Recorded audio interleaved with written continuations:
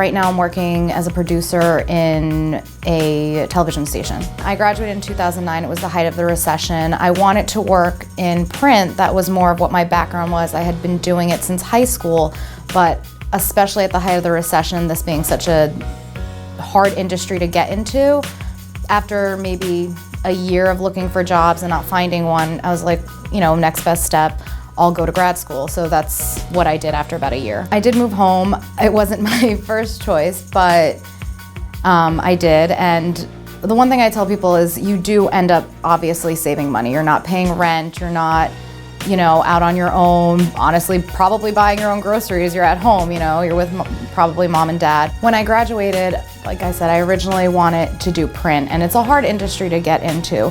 So when I was in graduate school, I was like, maybe I need to open my doors a little bit.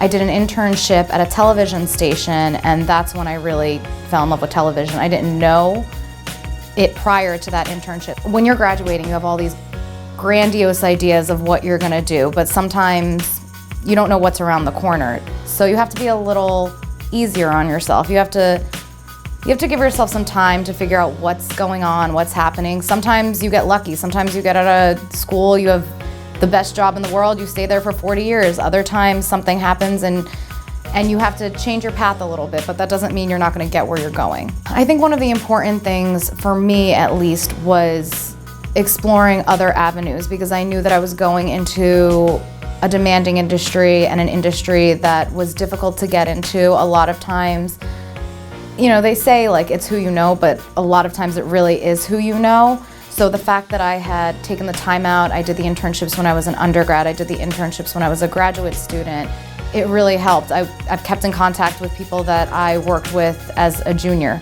as a sophomore. I'm still in contact with people from high school who I know in the industry, and I think that's really helped me pursue my career and move further in it. Sometimes going someplace smaller is a good idea, and you don't realize it prior, because you might be looking at the money or the size of the corporation or things like that.